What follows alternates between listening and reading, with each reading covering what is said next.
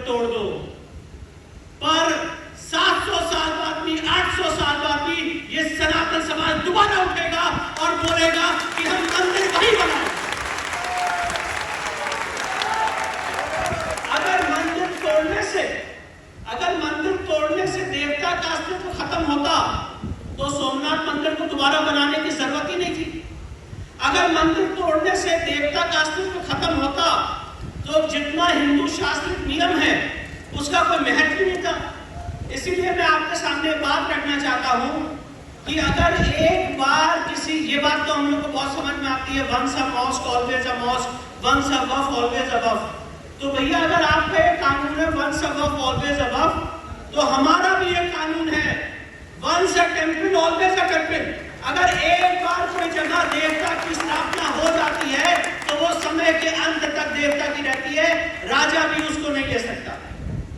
और इसी क्रम में ज्ञान व्यापी के केस के बारे में हमने रिसर्च की, हमने पाया कि इसको 1669 में आखिरी बार औरंगजेब ने तोड़ा, उससे पहले भी इसको तोड़ा गया था।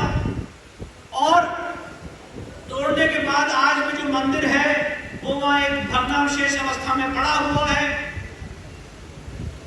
जो किताब है A.S. एल्ड्रेकर की, इसके ऊपर उस किताब में लिखा गया है कि मंदिर तोड़ने के बाद भी हिंदू समाज के लोग उस तथाकथित मस्जिद की चौखट पे पूजा करते रहे, ये मानते हुए कि हमारे आराध्य, हमारे ईश्वर अंदर है। मंदिर तोड़ने के बाद भी सनातन समाज के लोग मां श्रृंगार गौरी की आज भी साल में एक बार इस तथाकथित मस्जिद की वेस्टर्न वॉल पे, उसकी चौखट पे आज भी पूजा कर रहे हैं। Places of worship at the murder करते हुए जो व्यास परिवार उस तहखाने में पूजा कर रहा था, जो गणेश जी और हनुमान जी की पूजा हो रही थी, उनको बाहर फेंक दिया गया सेक्शन 3 के वायलेशन में और बैरिकेडिंग लगा दी गई।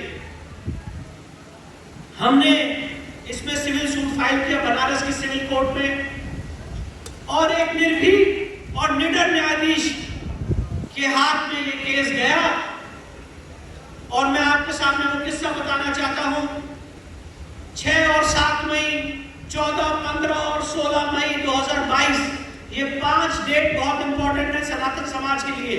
6 और 7 मई, 14, 15 और 16 मई वहां पे कमीशन हुआ।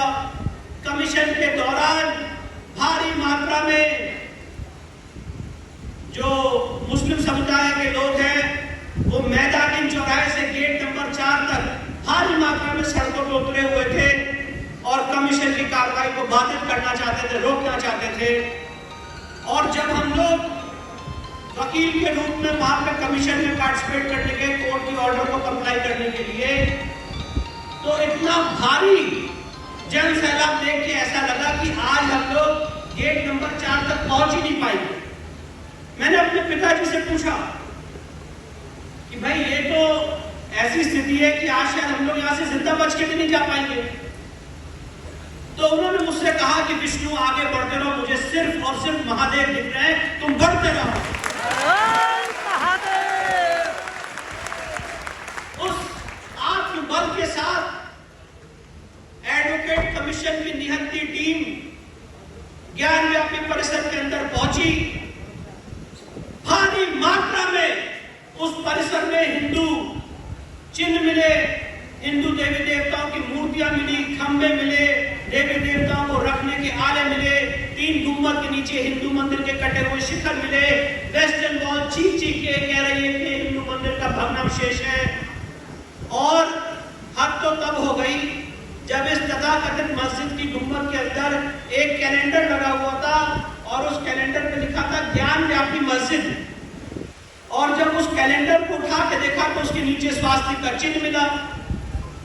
और उसके बाद वजू टैंक की ओर हम लोग बढ़े और वजू टैंक में बहुत भारी मात्रा में वहां पानी भरा हुआ था।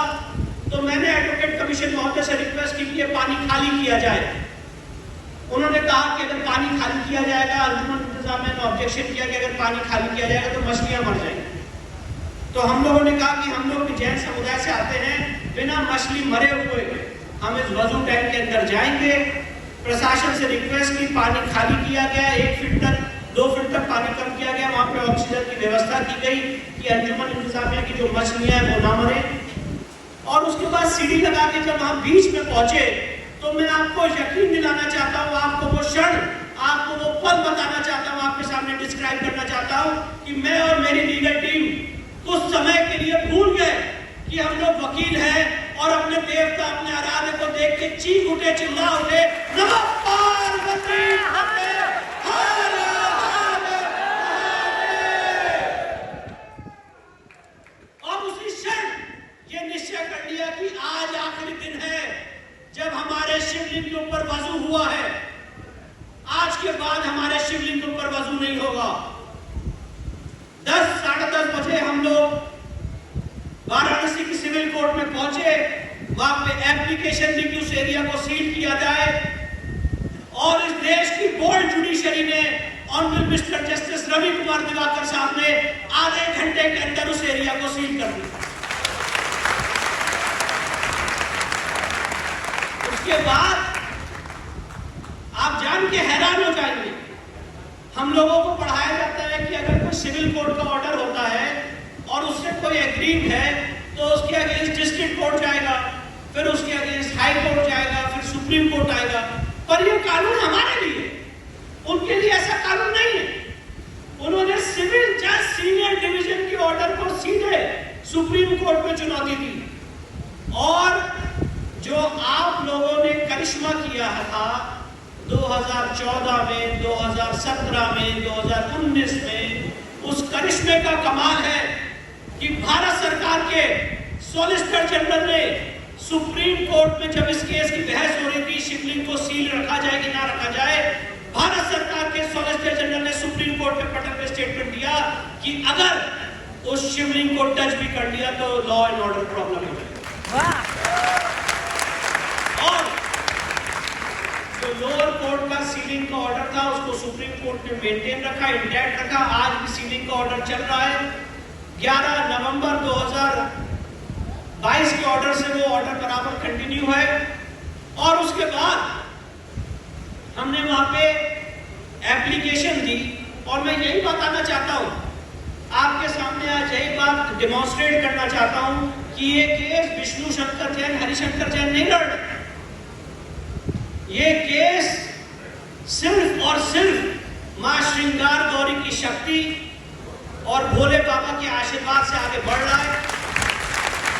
सारे सनातन समाज की, मैं बताना चाहता हूं, सारे सनातन समाज की जो अस्मिता है, जिस दिन ज्ञान व्यापी को मुक्त कराया जाएगा, मैं ये बात आपके माध्यम से बहुत अथॉरिटी से कहना चाहता हूं, हम पूरे सनातन समाज के लोगों की अस्मिता जो गुलामी काल में दबा के कुचल के रखी गई थी, वो उभर के वापस आ जाएगी। और उसके बाद पूरे विश्व में मैसेज जाएगा कि अब ये सनातन समाज गुलामी की मानसिकता से, गुलामी की जंजीरों से निकल चुका है।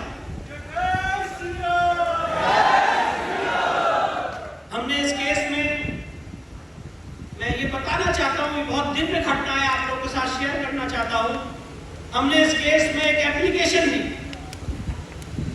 कि इस पूरे परिसर का आर्कियोलॉजिकल सर्वे ऑफ इंडिया द्वारा सर्वेक्षण कराया जाए और उस पूरे परिसर में जीपीआर सर्वे द्वारा अलग अलग टेक्निक्स के द्वारा जांच कराई जाए।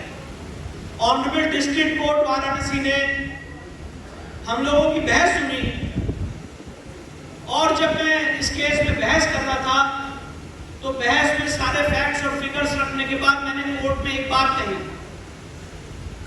कि कुछ लोग इतिहास रिपीट करते हैं और कुछ लोग इतिहास रचते हैं। और मैंने डिस्ट्रिक्ट कोर्ट से कहा कि इस समय है कि जो एक हिस्टोरिकल ऑर्डर है, एक इतिहास रचने वाला ऑर्डर है, वो इस केस में पास करिए। आपके पास सारी पावर्स है। कहीं रीच पति सुन हनुमाना, काचू साध रहे हो बलवाना। डिस्ट्रिक्ट कोर्ट वाराणसी ने 21 जुलाई 2023 को हमारी सारी दलीलों को सुनते हुए, स्वीकार करते हुए उस पूरे परिसर में आर्कियोलॉजिकल सर्वे ऑफ इंडिया द्वारा सर्वेक्षण की अनुमति दे दी। फिर जब यह भी वही हुआ। डिस्ट्रिक्ट कोर्ट के ऑर्डर को हाई कोर्ट को लांघते हुए सीधे सुप्रीम कोर्ट में चुनौती दी गई बिना कोई एप्लीकेशन के। और 24 जुलाई, मैं आपको फैक्ट और फिगर के साथ बता रहा हूं, 24 जुलाई 2023 को सुप्रीम कोर्ट ने उसमें इंटरिम रोक लगाई कि आप इलाहाबाद हाई कोर्ट जाके पिटीशन फाइल करेंगे। अब आप चौंक जाएंगे ये पूरा विषय एनालाइज करके कि जो लोग बनारस से दिल्ली आ सकते हैं 21 जुलाई के ऑर्डर के खिलाफ, बनारस से दिल्ली जो 800 किलोमीटर का डिस्टेंस है, वो बनारस से इलाहाबाद जो 100 किलोमीटर का डिस्टेंस है वहां नहीं जा पाए, सीधे सुप्रीम कोर्ट आ गए। बहरहाल सुप्रीम कोर्ट ने उस पर रोक लगाई। इलाहाबाद हाई कोर्ट ने उसको त्वरित मात्रा में 25 तारीख को, 26 तारीख को, 27 तारीख को 3 दिन लगातार सुना। सर्वे पे स्टे रहा और खूब ताली पिटती रही, सर्वे स्टे हो गया, सर्वे स्टे हो गया। 3 दिन इलाहाबाद हाई कोर्ट ने उसको बड़े आराम से सुना। मैंने इलाहाबाद हाई कोर्ट के चीफ जस्टिस के सामने आप लोगों की तरफ से पक्ष रखा। जजमेंट रिजर्व किया गया 27 जुलाई को और 3 अगस्त को इलाहाबाद हाई कोर्ट के चीफ जस्टिस ने ऐतिहासिक फैसला देते हुए कहा कि ये सर्वे का ऑर्डर ठीक है और ये सर्वे होना चाहिए। 3 अगस्त को इलाहाबाद हाई कोर्ट का फैसला सुबह 10 बजे आया। अंजुमन इंतजामिया 2 बजे सुप्रीम कोर्ट पहुंच गया था अपनी पिटीशन के साथ। और आप जान के हैरान हो जाएंगे कि आपका ये छोटा भाई भी 2 बजे सुप्रीम कोर्ट की दहलीज पे था। हम नहीं खड़े थे कि आइए सुप्रीम कोर्ट में भी निपट लेते हैं। सुप्रीम कोर्ट में गुहार की गई कि आज रात को ही अर्जेंट इस कोर्ट को खोला जाए और उसकी सुनवाई की जाए। बहरहाल सुनवाई अगले दिन 4 अगस्त को हुई और 4 अगस्त को जब अंजुमन इंतजामिया के वकील ये कह रहे थे कि ये फर्जी केस है, ये फ्रिवलेस सूट फाइल किया विष्णु शंकर जैन ने, तब कोर्ट ने कहा कि जो आपके लिए वो फर्जी है वो दूसरे के लिए उसकी आस्था है। और 4 अगस्त को सुप्रीम कोर्ट ने भी परमिशन दे दी हम सबको और कहा कि नहीं, एएसआई सर्वे का जो ऑर्डर है वो ठीक है और एएसआई सर्वे वहां पे जारी रहना चाहिए, चलना चाहिए एएसआई। तो आप कल्पना करिए, मैं ये बात आपके सामने इसलिए रखना चाहता था कि 21 जुलाई से लेकर 4 अगस्त तक 15 दिन के अंदर 3 कोर्टों से फाइनल जजमेंट आ जाए, ये अपने आप में एक ईश्वरीय घटना है। एएसआई सर्वे का काम निर्विघ्न रूप से चल रहा है और मैं आपको इतना बताना चाहता हूं आज कि इस केस में हम लोग जीत की दहलीज पे खड़े हुए हैं।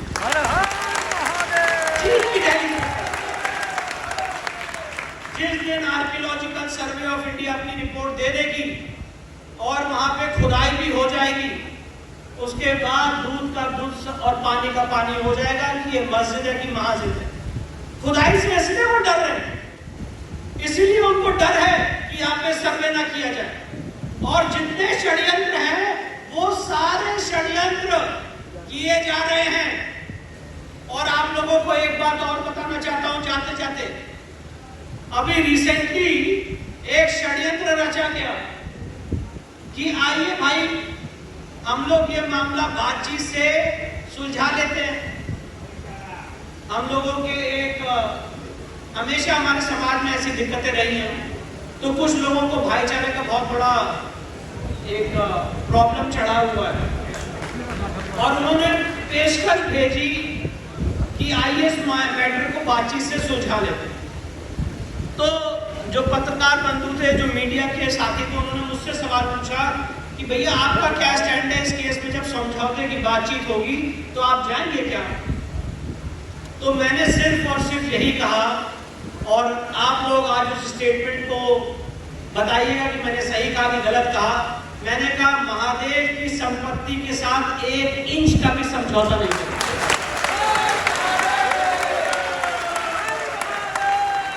जो उस बैरिकेडिंग के अंदर जमीन है, उस जमीन का एक एक कण कोर्ट के माध्यम से लेके रहेंगे।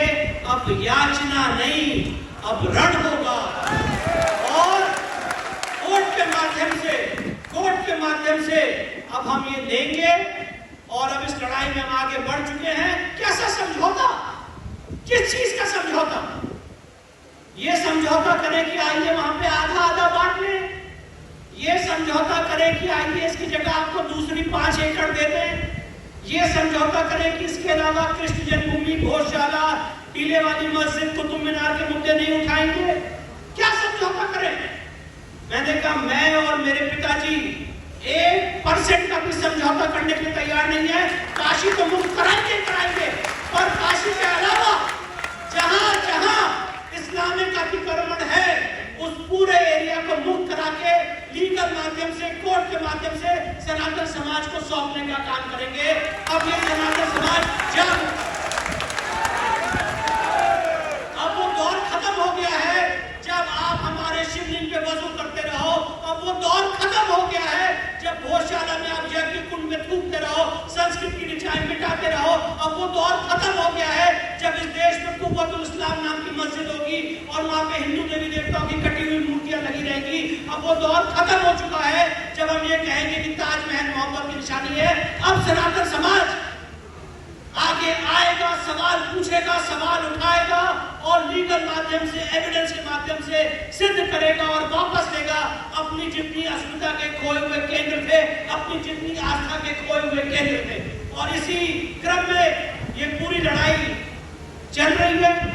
हम लोग काफी आगे बढ़ चुके हैं इस लड़ाई में और बहुत जल्दी आप लोगों को बहुत सारी खुशखबरियां सुनाएंगे।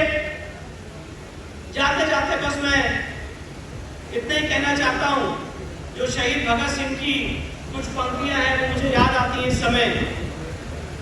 दिन आज का बड़ा सुहाना, मौसम भी बड़ा सुनहरा, हम सिर पे बांध के आए बलिदानों का ये सहरा, बेताब हमारे दिल में एक मस्ती सी छाई है, ऐ देश अलविदा तुझको कहने की घड़ी आई है। मर के कैसे जीते हैं इस दुनिया को बतलाने, तेरे लाल चले हैं माए अब तेरी लाज बचाने।